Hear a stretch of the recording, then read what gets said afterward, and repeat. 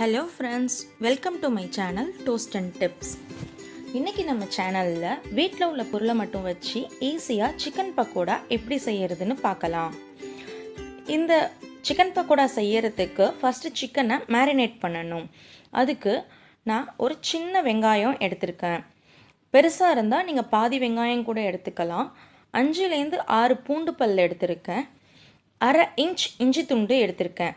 இப்போ இது எல்லாத்தையுமே நல்லா அரைச்சி ஒரு பேஸ்ட் மாதிரி எடுத்துக்கணும். பூண்டு ஃப்ளேவர் தான் இந்த பேஸ்ட்டில் அதிகமாக இருக்கணும். இப்போது ஒரு பவுலில் இந்த அரைச்ச பேஸ்ட் எல்லாத்தையும் போட்டு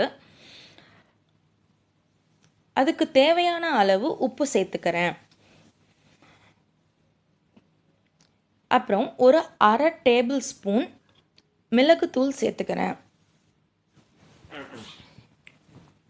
அப்புறம் ஒரு பாதி லெமன் ஜூஸ், பாதி லெமனோட ஜூஸ் எடுத்திருக்கேன். அது எனக்கு 1 டேபிள் ஸ்பூன் வந்திருக்கு. அதையும் சேர்த்துக்கிறேன். இப்போது இந்த பேஸ்ட்டை நல்லா மிக்ஸ் பண்ணி எடுத்துக்கணும். ஏன்னா பெப்பரும் சால்ட்டும் ஒரு பக்கம் கட்டியாக நிற்காத மாதிரி எல்லாத்தையும் ஒன்றோட ஒன்று கம்பைன் ஆகிற மாதிரி நல்லா மிக்ஸ் பண்ணி எடுத்துக்கோங்க. இப்போது நான் இன்றைக்கி 200 கிராம் சிக்கன் எடுத்திருக்கேன். இந்த சிக்கன் க்யூப்ஸை நல்லா ஒரு ஃபோர்க்கால் குத்தி விட்டு எடுத்துக்கோங்க. ஏன்னா இந்த மாதிரி நல்லா குத்தி விடுறப்போ மேரினேட் பண்ணுற அந்த ஃப்ளேவர், லெமன் கார்லிக்கோட ஃப்ளேவர் எல்லாமே நல்லா சிக்கனில் ஏறி இருக்கும். அதனால தான் இந்த மாதிரி குத்தி விட்டுக்கணும். இந்த மாதிரி நல்லா குத்தி விட்டுட்டு இப்போது அந்த ரெடி பண்ணி வச்ச அந்த பேஸ்ட்டில் அந்த சிக்கனை ஆட் பண்ணிக்கோங்க. பக்கோடாக்கு எப்போதுமே சிக்கன் சின்ன சின்ன க்யூப்ஸாக இருந்தால் தான் நல்லாயிருக்கும்.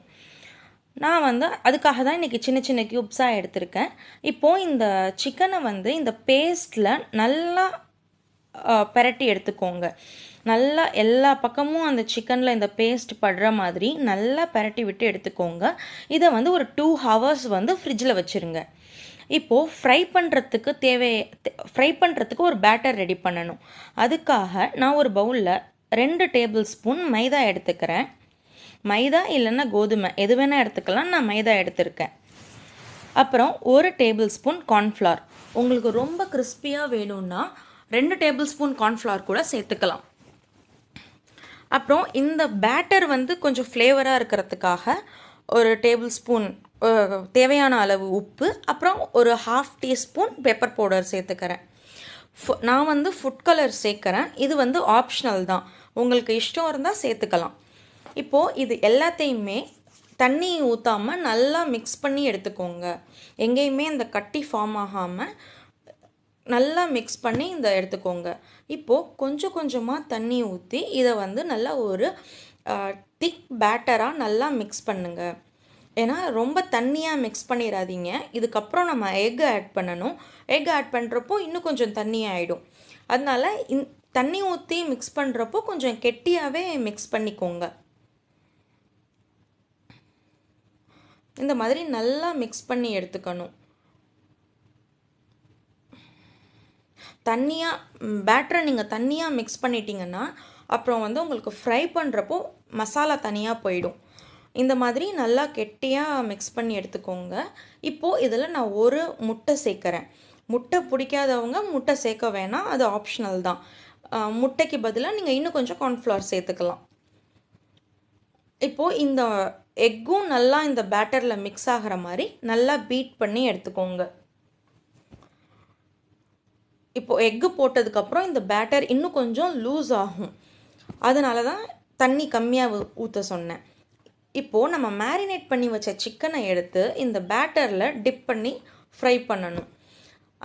அந்த மேரினேட் பண்ண சிக்கனை எடுத்து இந்த மாதிரி நல்லா கலக்கி விட்டுட்டு இன்னொரு தடவை நல்லா கலக்கி விடுங்க.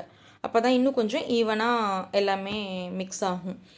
இப்போது இதை இந்த மசாலாவில் டிப் பண்ணி ஃப்ரை பண்ணணும். இந்த பேட்டரில் இந்த சிக்கனை போடுறப்போ நல்லா அதையும் ஒரு தடவை நல்லா மிக்ஸ் பண்ணுங்க. ஏன்னா அப்போ தான் நல்லா சிக்கனில் இந்த பேட்டர் கோட் ஆகும். இப்போது 1 by 1 இதை எண்ணெயில் போட்டு ஃப்ரை பண்ணி எடுத்துக்கோங்க. இதை வந்து பேட்சாக போட்டு ஃப்ரை பண்ணி எடுத்துக்கோங்க. ஒரேடியாக போட்டால் உங்களுக்கு வந்து அதுக்கப்புறம் நல்லா இருக்காது. பேட்சாக போட்டு ஃப்ரை பண்ணி எடுத்துக்கோங்க.